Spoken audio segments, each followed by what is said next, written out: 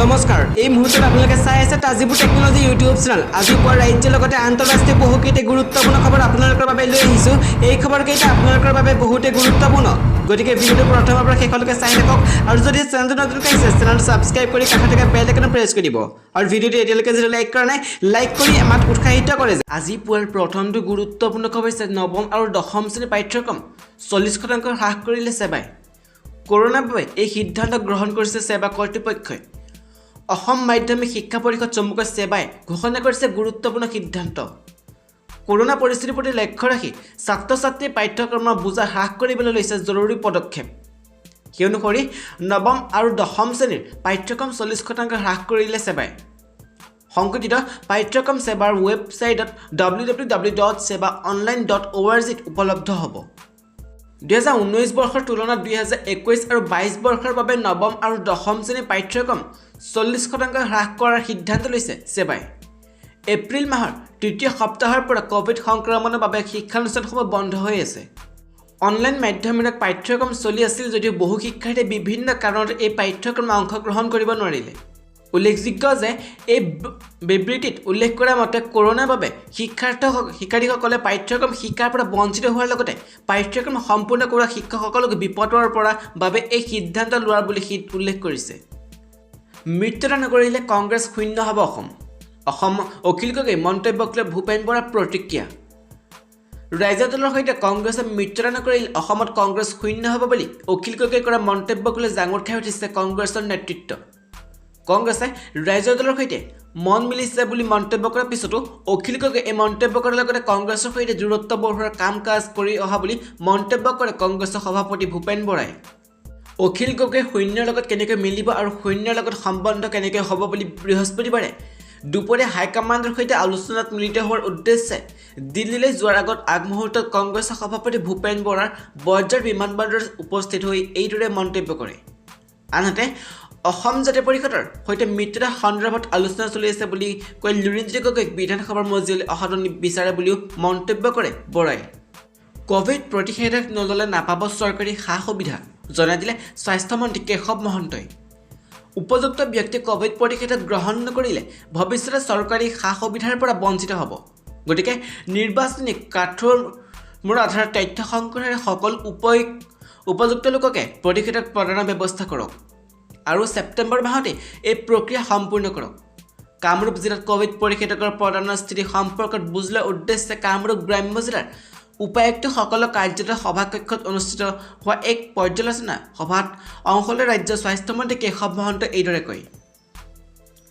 সভাত জিলা উপায়ুক্ত কৈলাশ কাৰ্তিক এন জিলা স্বাস্থ্য খণ্ডৰ দায়িত্বত থকা অতিৰিক্ত উপায়ুক্ত প্ৰশান্ত প্ৰতিম কাঠকটীয়াকে আদি কৰি জিলা প্ৰশাসনিক বিষয়াবৰ্গ আৰু স্বাস্থ্য বিভাগৰ বিষয়া কৰ্মচাৰীসকলৰ লগত কোভিড প্ৰতিষেধক প্ৰদানৰ সন্দৰ্ভত বুজ লৈ ভেকচিনেশ্যন প্ৰক্ৰিয়া অধিক ক্ষীপ্ৰতাৰে সম্পন্ন কৰিবলৈ নিৰ্দেশ দিয়ে মন্ত্ৰীগৰাকীয়ে স্বাস্থ্যমন্ত্ৰী কেশৱ মহন্তই কয় যে প্ৰতিষেধক প্ৰদান কাৰ্য ভোটকেন্দ্ৰ পৰ্যায়লৈ আনকি প্ৰয়োজনত ঘৰে ঘৰে দিয়াৰ ব্যৱস্থা কৰিব লাগিব আনকি ইয়াৰ বাবে তথ্য সংগ্ৰহ কৰি সঠিক তালিকা প্ৰস্তুত কৰিবলৈ BLO গাঁওবুঢ়া আৰু আশাকৰ্মীসকলে বিশেষভাৱে নিয়োগ কৰিবলৈ নিৰ্দেশ দিয়ে মন্ত্ৰীগৰাকীয়ে ইপিনে গোৰ্খা জনগোষ্ঠীৰ বাবে তিনিটা বৃহৎ পদক্ষেপ হিমন্ত চৰকাৰৰ গোৰ্খাসকল কেতিয়াও বিদেশী বুলি ধৰা নহ'ব গোৰ্খা জনগোষ্ঠীৰ নাম কেতিয়াও বিদেশী তালিকাত অন্তৰ্ভুক্ত নহয় ডি ভোটাৰ তালিকাৰ পৰা কৰ্তন কৰা হ'ব গোৰ্খা জনগোষ্ঠীৰ লোকৰ নাম ট্ৰাইবেল বেল্ট এণ্ড ব্লকত গোৰ্খাসকলে মাটি কিনা বেচা কৰিব পাৰিব ঘোষণা কৰিলে মুখ্যমন্ত্ৰী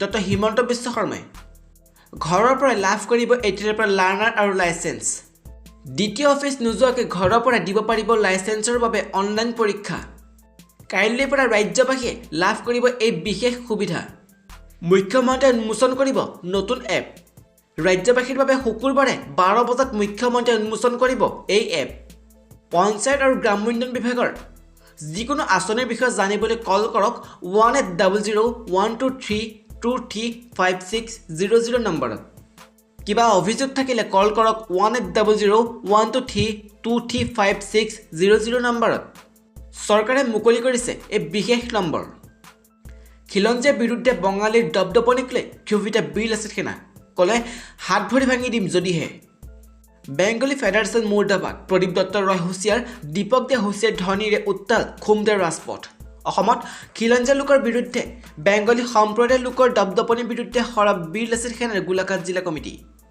শিৱসাগৰত এগৰাকী অসহায় অসমীয়া বিধৱা মহিলাৰ সৈতে বেংগলী সম্প্ৰদায়ৰ ব্যৱসায়ীৰ সংঘাতৰ ঘটনাক ধিক্কাৰ দিছে বীৰ লাচিত সেনা গোলাঘাট জিলাৰ সমিতিয়ে। শিৱসাগৰ খিলঞ্জীয়া আইমাতৃগৰাকীৰ কাষত থিয় দিয়া শৃংখল চলিহাৰ বিৰুদ্ধে মন্তব্য কৰি থকা বেংগলী সম্প্ৰদায়ৰ লোকসকলৰ লগত প্ৰদীপ দত্ত ৰয় আৰু দীপক দেক সকিৰণী বীৰ লাচিত সেনা গোলাঘাট জিলাৰ কমিটিৰ। প্ৰদীপ দত্ত ৰয় আৰু দীপক বে গোলাঘাট জিলালৈ আহিলে ভাত ভৰি ভাঙি দিয়াৰ হুংকাৰ সংগঠনটো গোলাঘাট জিলাৰ সভাপতিৰ। ইয়াৰ উপৰিও আকাশলংঘী মূল্য বৃদ্ধি ৰোধৰ ক্ষেত্ৰত চৰকাৰে ব্যৱস্থা গ্ৰহণৰ লগতে শ্ৰমিক কৃষকসকলক 25,000 টকাৰ এককালীন সাহায্য প্ৰদানৰ দাবী জনাইছে বীৰ লাচিত সেনাৰ গোলাঘাট জিলাৰ কমিটিয়ে। ইতিমধ্যে লাভ কৰিব 1,000 টকা। ৰাজ্যৰ কেবিনেটে বৈঠকত লৈছে বিশেষ সিদ্ধান্ত। অৰুণোদয় আঁচনিৰ জৰিয়তে লাভ কৰিব ধন। এতিয়াৰে পৰা FOC প্ৰক্ৰিয়া অবিহনে লাভ কৰিব ধন। কেবিনেট বৈঠকত জনালে মন্ত্ৰী পীযুষ হাজৰিকাই। পূৰ্বে FOC প্ৰক্ৰিয়াৰ জৰিয়তে লাভ কৰিছিল ধন। এতিয়াৰে পৰা তেনেধৰণৰ কোনো নীতি নিয়ম নাথাকে। খিলঞ্জীয়া বসতি প্ৰধান সমষ্টি বিজেপিৰ দখললৈ আহিব কি ইংগিত দিলে মন্ত্ৰী পীযুষ হাজৰিকাই। 4টা মাহৰ ভিতৰত বিৰোধী শিবিৰৰ পৰা 3জন বিধায়কে দল আৰু বিধায়কৰ পদৰ এৰি শাসকীয় বিজেপি যোগদান কৰা এতিয়া চৰ্চা চলিছে আৰু কোন কোন বিধায়কে বিজেপিয়ে যোৱাৰ বাবে প্ৰস্তুত চলাইছে। এই সন্দৰ্ভত বুধবাৰে মন্ত্ৰী পীযুষ হাজৰিকা আৰু মুখ্যমন্ত্ৰী ৰাজনৈতিক সচিব জয়ন্ত মল্লবৰে দিলে বহুকেইটা ইংগিত। মৰিনীৰ পৰা কংগ্ৰেছে ৰূপজ্যোতি কুৰ্মী আহিল। থাউৰাৰ পৰা আহিল কংগ্ৰেছে সুশান্ত বৰগোহাঁই। ইয়াৰ পিছত বুধবাৰে আহিল ভৱানীপুৰৰ UDFৰ ফণিতা লোকদাৰ। বিধায়ক হৈ জয়ী হৈ অহাৰ 4 মাহৰ ভিতৰতে এই 3গৰাকী বিৰোধী বিধায়ক দল আৰু বিধায়কৰ পদেৰে শাসকে বিজেপিত যোগ দিলে। এতিয়া প্ৰশ্ন উত্থাপিত হৈছে আৰু কোন কোন বিৰোধী বিধায়কৰ আহিব বিজেপিলৈ। এই প্ৰশ্নৰ উত্তৰ দি মন্ত্ৰী পীযুষ হাজৰিকাই ক'লে বহু বিৰোধী বিধায়কে যোগদানৰ বাবে কৰিছে যোগাযোগ, কিন্তু সকলোকে যোগদানৰ সুবিধা দিব নোৱাৰি। মিত্ৰজোঁটৰ সংখ্যা 75ৰ পৰা 69লৈ বাঢ়িব। পিছে কাক কাক দিব বিজেপিত যোগদানৰ সুবিধা? পীযুষ হাজৰিকাই সদৰি কৰা মতে বিজেপিৰ নীতি নিয়ম মতেহে সুবিধা পাব যোগদানৰ। ফণিতা লোকদাৰে AUDF এৰি বিজেপিত যোগদান কৰা দিনটোত বুধবাৰে মন্ত্ৰী পীযুষ হাজৰিকাই ক'লে খিলঞ্জীয়া বসতি প্ৰধান সমষ্টিৰ পৰা নিশ্চিহ্ন হ'ব বাকী দলবোৰ। খিলঞ্জীয়াৰ বসতি প্ৰধান সমষ্টি দল কৰিব বিজেপি। মন্ত্ৰী পীযুষ হাজৰিকাৰ সুৰতে সুৰ মিলা মুখ্যমন্ত্ৰী ৰাজনৈতিক সচিব জয়ন্ত মল্লবৰে ক'লে খিলঞ্জীয়া মানুহ বেলেগ দলত থাকিব নোৱাৰে। বাংলাদেশী মূলৰ মানুহৰ প্ৰয়োজন নাই বিজেপিক। বহুতে আহিব বিচাৰিছে, কিন্তু আমি চাই চিতিহে মানুহ লৈছোঁ। পাৰিলে কংগ্ৰেছৰ সভাপতিও আহিলেহেঁতেন, আমি নলওঁ বাবেহে অহা নাই। মুখ্যমন্ত্ৰী ৰাজনৈতিক সচিব জয়ন্ত মল্লবৰে ক'লে খিলঞ্জীয়া মানুহ বেলেগ দলত থাকিব নোৱাৰে। সন্তান আল্লাই উপহাৰ দিছে বুলি ভাবিলে নহ'ব, উপাৰ্জন অনুসৰিহে জন্ম দিব লাগে, মুখ্যমন্ত্ৰী হিমন্ত বিশ্ব শৰ্মাই মন্তব্য কৰিছে। শ্ৰীমন্ত শংকৰদেৱ কলাক্ষেত্ৰৰ মাধৱদেৱ প্ৰেক্ষাগৃহৰ ৰাষ্ট্ৰীয় পোষণ মাহ 2021ৰ শুভ উদ্বোধনী অনুষ্ঠান। এই অনুষ্ঠানত অংশগ্ৰহণ কৰি মুখ্যমন্ত্ৰী হিমন্ত বিশ্ব শৰ্মাই কেতবোৰ গুৰুত্বপূৰ্ণ মন্তব্য কৰে। শিশু কিশোৰী গৰ্ভৱতী মহিলাৰ সুস্বাস্থ্যৰ উদ্দেশ্যে আগত ৰাখি আৰম্ভ কৰা হৈছিল ৰাষ্ট্ৰীয় পোষণ মাহ। মুখ্যমন্ত্ৰীগৰাকীয়ে কয় যে অসমত শিশু মৃত্যুৰ হাৰ যিমান কমাব লাগিছিল সিমান কমাব পৰা নাই। পুষ্টিকৰ খাদ্যৰ অভাৱত বিভিন্ন ৰোগত ভুগি বহু লোকৰ মৃত্যু হয়। আমি সকলোৰে আমাৰ শিশুসকলক পোষণ অভিযানৰ জৰিয়তে নিৰোগী কৰি ৰখাৰ প্ৰচেষ্টা চলাম। চাহ বাগিচাত চৰ অঞ্চলত দুৰ্গম অঞ্চলত শিশুৰ মৃত্যুৰ হাৰ বেছি। এই অঞ্চলসমূহত পৰিয়ালৰ অৰ্থনৈতিক ব্যৱস্থা দুৰ্বল। এই অঞ্চলসমূহত 7ৰ পৰা 8টা সন্তান জন্ম হয়, কিন্তু মাক দেউতাকে সন্তানক উপযুক্ত খাদ্য যোগান ধৰিব নোৱাৰে, যাৰ ফলত বিভিন্ন ৰোগত ভুগিব লগা হয়। এটা সন্তান জন্ম দিয়াৰ পিছত আন এটা সন্তান জন্ম দিয়াৰ ক্ষেত্ৰত 3 বছৰ সময় হাতত ল'বলৈ আহ্বান মুখ্যমন্ত্ৰীৰ। ই সন্তানটোৰ বাবে বিপদ, মাতৃগৰাকীৰ বাবে বিপদ, গতিকে সজাগ হ'বলৈ আহ্বান মুখ্যমন্ত্ৰীৰ। পৃথিৱীলৈ আনি সন্তান এটাক মাৰি পেলোৱাৰ অধিকাৰ আমাৰ নাই, গতিকে উপাৰ্জন অনুসৰিহে সন্তান জন্ম দিবলৈ আহ্বান জনায় মুখ্যমন্ত্ৰী হিমন্ত বিশ্ব শৰ্মাই। সন্তান আমি আল্লাই উপহাৰ দিছে বুলি ভাবি থাকিলে নহ'ব, আমি তাক ভালদৰে ৰাখিব লাগিব।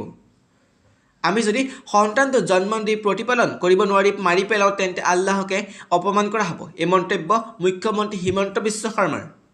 শৃংখল চলিহাৰ লগতে অসম যুৱ মঞ্চৰ কৰ্মকৰ্তাসকলক 48 ঘণ্টাৰ ভিতৰত গ্ৰেপ্তাৰ কৰাৰ দাবী বঙালী হিন্দু যুৱ শক্তিৰ। শৃংখল চলিহা অসম যুৱ মঞ্চৰ কৰ্মকৰ্তাসকলক 48 ঘণ্টাৰ ভিতৰত গ্ৰেপ্তাৰ কৰাৰ দাবী জনালে বঙালী হিন্দু যুৱ শক্তি নামৰ এটি সংগঠনে। আজি শিলচৰ প্ৰেছ ক্লাবত এখন সংবাদমেল সম্বোধন কৰি সংগঠনটোৰ কৰ্মকৰ্তাসকলে কয় যে অসম যুৱ মঞ্চই কালি মন্তব্য কৰিছিল যে বঙালীসকলক কাটি টুকুৰা টুকুৰ কৰা হ'ব। এয়া অতি দুৰ্ভাগ্যজনক আৰু নিন্দনীয় বুলি কয় সংগঠনটোৱে। লগতে তেওঁলোকে অসম আৰক্ষীৰ ওপৰত প্ৰশ্ন উত্থাপন কৰি কয় যে ৰাজ্যত তালিবানৰ সমৰ্থনত কিবা পোষ্ট হ'লে বা আন কিবা অপৰাধমূলক কাণ্ডত সংঘটিত হ'লে অসম আৰক্ষীয়ে 24 ঘণ্টাৰ ভিতৰত ব্যৱস্থা গ্ৰহণ কৰা পৰিলক্ষিত হয়। কিন্তু বঙালীসকলক হত্যা কৰা ভাবুকি দিয়াৰ পিছতো কিয় কোনো ব্যৱস্থা গ্ৰহণ কৰা নাই আৰক্ষীয়ে বুলি প্ৰশ্ন সংগঠনটোৰ, যাৰ বাবে তেওঁলোকে 48 ঘণ্টাৰ ভিতৰত শৃংখল চলিহাসহ অসম যুৱ মঞ্চৰ কৰ্মীসকলক গ্ৰেপ্তাৰ দাবী জনায়। ৰাজ্যত সংখ্যালঘু ছাত্ৰ ছাত্ৰীলৈ ভাল খবৰ দিলে হিমন্ত বিশ্ব শৰ্মা চৰকাৰে। সংখ্যালঘু ছাত্ৰ ছাত্ৰীৰ বাবে প্ৰি মেট্ৰিক আৰু পষ্ট মেট্ৰিক বৃত্তি ঘোষণা। 2021 আৰু 22 বৰ্ষৰ বাবে বৃত্তি ঘোষণা কৰিছে ৰাজ্য চৰকাৰে। অনলাইন যোগে আবেদন কৰিব লাগিব শিক্ষাৰ্থীসকলে। 15 নৱেম্বৰ 2021 ভিতৰত আবেদন পত্ৰ পূৰণ কৰিবলৈ আহ্বান জনাইছে। scholarship.gov.in যোগে আবেদন কৰিব লাগিব। কি কি নথিপত্ৰৰ প্ৰয়োজন হ'ব? পোষ্ট মেট্ৰিক বৃত্তিৰ বাবে কি কি নথিপত্ৰৰ প্ৰয়োজন হ'ব? 2খন ফটো আয়কৰ প্ৰমাণপত্ৰ লাগিব। পূৰ্বৰ মাৰ্কশ্বিট, নামভৰ্তিৰ ৰিচিপ্ট, আধাৰ কাৰ্ড, বেংক পাছবুক লাগিব। সবিশেষ তথ্য scholarship.gov.in যোগে লাভ কৰিব। যোগ্য সকলো শিক্ষাৰ্থীকে আবেদন কৰাৰ আহ্বান জনাইছে CMRDA।